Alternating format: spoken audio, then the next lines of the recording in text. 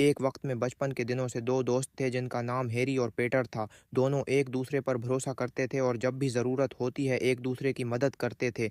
वो एक साथ बड़े हुए और अपने अपने करियर में दाखिल हुए।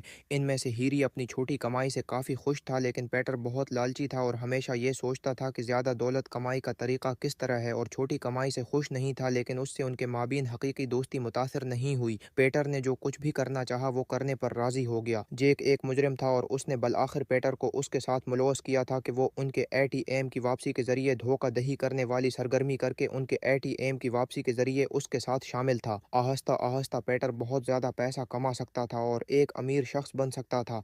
इसके बचपन के दोस्त हैरी को ये एहसास हो सकता है कि पीटर को पैसा कमाने के लिए कुछ गैर कानूनी काम करना होगा और एक अमीर शख्स बन जाएगा।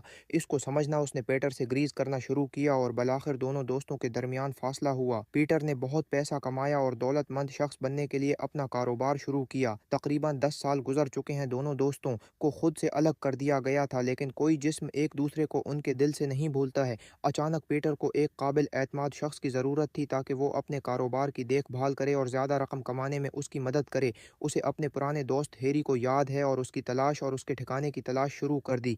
एक लंबी तलाशी के बाद उसे मालूम हुआ कि हैरी बहुत ज़्यादा बीमार और अस्पताल में दाखिल है और उसे अपनी सर्जरी के लिए बहुत ज़्यादा रकम की ज़रूरत है।